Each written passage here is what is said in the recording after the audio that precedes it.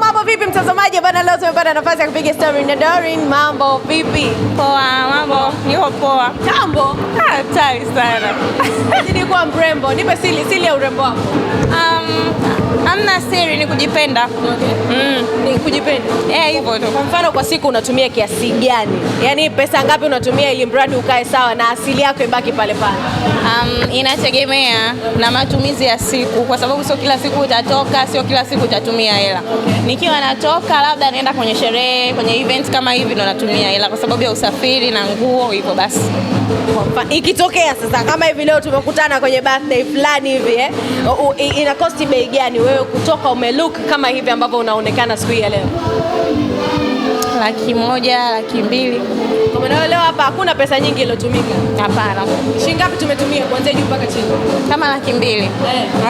Nywele 100,000. na nguo hii jinsi 50,000 pamoja na t-shirt. Okay.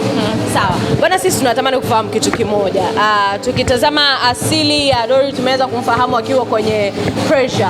Lakini end of the day baada ya kutoka October 22 hatukumuona. Tuanzie hapa. What happening? Kila mtu alikuwa akizungumza la kwake. Wengine walikuwa wanasema una mimba.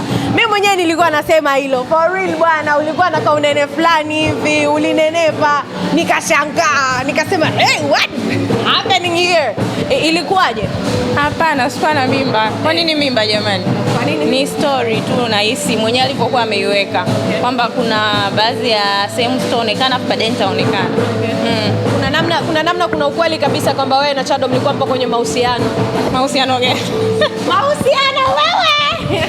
Amna, Chado mimi mwanangu sana. Alafu anaelewaga siri zake zote nazijua yani. Ataweza kunificha vingine. Kamuulize wewe mwenyewe. Kile mahusiano wewe. Hapana. Nimueleze. Hamna. Sikiliza, tusiweke mic. Waambie sikilizeni, mic isiweke, tusiweke. Wewe Chado za mahusiano yake. Mahusiano yake gani? Jamani. Yapi au mahusiano? Sijui, aje kusema kama ana mahusiano labda. Basi tusubiri. Kumbe Chado ana mahusiano yake. Sijui kwa sababu ni mtu mzima na mimi naona yupo kwenye umri ambao anaweza kaa na mahusiano. Na unasema ana mahusiano yake na unayajua. Nimesema kwa sababu ni mtu mzima na anaweza kuwa kwenye mahusiano. Lakini uliwahi kuwa kwenye mahusiano na? Sijatokea mara moja. Mara moja mahusiano. Na nani sasa? Na Chado na mtu unatokea. Ina namna kidogo, shwa inatokea kama umeota kwenye ndoto alafu inapotea. Hamna mahusiano ya mara moja. Mahusiano ni kipindi ambacho watu wawili mmeamua kuwa kwenye long lasting relationship. Kwa mimi sina mahusiano naye, sijaikuwa kwenye mahusiano naye. Sawa. Mimi nataka niseme zile ambazo nilizisikia. Sio kwa ubaya, sitamani mgombane na baadhi ya watu, but I just want to make it clear. Kuna story uwaga nilipata nafasi ya kuletewa. Nikiletewaga uwaga siongei, lazima niwaulize wahusika before sijazungumza. Kuna ukweli kati ya wewe na Najma mlikuwa hamna maelewano mazuri? Kuhusu nini? Kuhusu Chado, anasema Chado ndo alikuwa sababu. Nani alisema? Hatua hadi wewe ukafukuzwa kambini, ukawa haupo kambini, na ndio maana hii ikapelekea hata wewe kushindwa kuingia kwenye Oktoba 22. Mbona kambini mimi nilikuwepo kuanzia Pressure inaanza mpaka inaisha? Baada ya kuisha sio kuondoka. Aliondoka kila mtu. Baada ya hapo tukashikana tena. No, hapana. Kwanza mimi nilienda nyumbani hicho kipindi. Ndio maana nilichelewa hata kuingia kwenye Oktoba kwa sababu nilikuwa na mambo ya kifamilia. Niliporudi tukaendelea tulipoishia. Kwa maana sio kweli kwamba kulikuwa kuna tofauti kati yako na sema watu wabaya. Kina na watu wabaya. Sina utofauti na mtu. Labda mtu ndio ana utofauti na mimi. Sijai kugombana na mtu, labda mtu aanze kuwa na matatizo na mimi. Ila mimi sina shida. Twiga, mimi nataka nikuulize kitu kimoja. Haya maneno ulipataka nafasi ya kuyasikia? Kuhusu wewe na Najma kuwa na utofauti na nini? Ndio nasikia kwako. Ina maana waombea wangu waliachukua tu wakayaleta. Ila nyinyi wanafiki, mnataka kunigombanisha na watu. Ndio nasikia kwako. Ila wanafiki. Watu wanafiki sana. Kwa nini walizungumza hivyo? Sijajua wewe watu wataongea kitu kama hicho afu hajawahi kukaa na mimi labda wakaona, au ni watu wa karibu walokuambia hivyo. Yaani mtu ambaye anakuletea neno labda wewe mtu wa karibu. Lakini mimi siamini kama mambo yapo. Na hisi ni maneno kwa sababu maneno yapo. Yapo, Alafu sasa hivi sisi wasanii kwa kila la kuongeleka. Sometimes pia sio kila mtu awe rafiki, lazima awe rafiki yako. Unachagua mtu wa kuwa karibu yako wa kuongea naye. Ila sio kwamba unamchukia mtu au uko kwenye matatizo naye. Hapo sasa nimeelewa ulichokiongea, kwa maana ulichagua marafiki, watu wakawa wanahisi kwamba wewe na Najma kuna kautofauti. Yes, mimi na watu wangu, kila mtu ana vitu vyake. Kwa hiyo kila mtu lazima uende naye. Vipi na kina Hadija, bado mpo karibu? Naongea nao, nazungumza nao kila siku, na jana alikuwepo nyumbani. What happened? Yes, sijamuona kabisa. Sijajua sasa hapo. Na mimi naona kama story bado zinaendelea. Unaweza kashangaa kesho watu unawaona kwenye Oktoba. Kwa hiyo conclude mapema, maana story bado. Ulipata nafasi ya kuzungumza naye ukamuuliza vipi, mbona hujakuona huko na huko? Aliniambia na hivyo story bado inaendelea, you never know huko mbele. Tusiende mbali. Tukitazama Chado amepata mtoto juzi tu hapa, but as wasanii wake hatujaona mtu yoyote kumpongeza. Watu walimuishi bwana. Sijaona kwako. Wewe namba za watu wote za WhatsApp. Namba yangu tu huna. Wewe namba yako sina, lakini sijaona. Nilimuishi. Wengine tunamuishi mtu private, so kila sehemu lazima tuposti. Wengine tuna utaratibu wa kuposti. Ila kumuishi tulimuishi. Sio utaratibu wa kuweka public. Hapana, so kila kitu tutaweka public. Mimi nilimuishi. Sawa. Tuende mbele turudi nyuma. Ikitokea kuna mtu anatamani kufanya kazi na Doreen, uko sawa, uko right kufanya nao kazi? Yaani hakuna kipingamizi kwa Chado? Hapana, nahisi ni mazungumzo tu. Akitoa approval kufanya kazi hana shida. Nafanya kazi popote. Hayo matatizo aliyokupelekaga nyumbani ni yale ya naniliu ya yale ya ndoa. Wewe dada. Ndoa gani? Ndoa yangu. Mimi nilikuwa na mambo ya ndoa. Nilisikia kuna mtu alipelekwaga kwenu kwenda kutambulishwa. Nilisikia hivi. Nani alikwambia? Aisee watu. Cha maneno. Hapana, mimi sina mtu ambaye mpelekwa nyumbani. Ningekuwa na pete jamani. Nasema pete nyumbani. Ningevalishwa, sina, bado nipo nasikilizia wanaume ambao watakuwa real. Kwa maana tukizungumza ukweli, Doreen yuko single. Nishawahi kusema hivyo. Siku nikiwa kwenye mahusiano nitaweka wazi. Mpaka sasa hivi. Mpaka sasa hivi yuko single. Nimeamua nitulie. Mpaka sasa hivi yuko single. Niko single.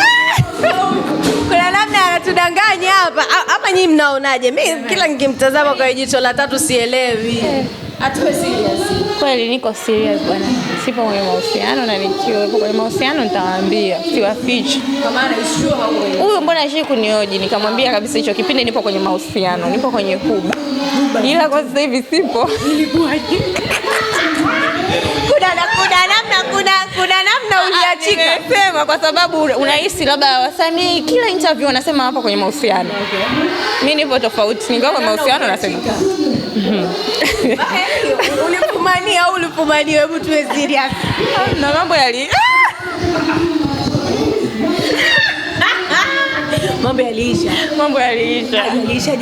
Hivyo kama ilivyokuwa. Shangaa tu ghafla limeisha shwa basi. Hapo mjui sababu. Hamna sababu. Kila mtu anaendelea na ratiba zake, ndio inaisha hivyo. Na mnaongea kwenye simu, mnapigiana. Kwani kuachana na mtu ndo nini? Kazi gani? Alikuwa atakufanya naye kazi. Kazi gani? Si hata ikitokea kuna kazi. Sijadate na mtu ambaye anafanya naye kazi. Kwa hiyo ukisema kazi unafanya naye pamoja unamaanisha kwamba yaani hujai kuwa kwenye mahusiano na mtu yote ambaye unafanya naye kazi? Hapana. Ni nzuri. Sawa, kuna kitu kimoja ambacho natamani uweke clear kwa watu wengi sana waelewe. Watu wanasema ukiwa mtoto wa kike ukiingia kwenye industry kuna namna lazima upite na bosi. Hebu iweke sawa, maana rumors zilikuwa nyingi on your side pia. Mimi nimepokea hizo rumors nyingi sana. Anasema Doreen anatembea na bosi wake, Doreen anatembea na Chado, anatembea na Chado just because tu ule ukaribu ambao ulikuwepo. Let us make it clear. Okay, ngoja niweke sawa. Kudate na mtu sio shida. Inategemea upo kwenye cycle gani.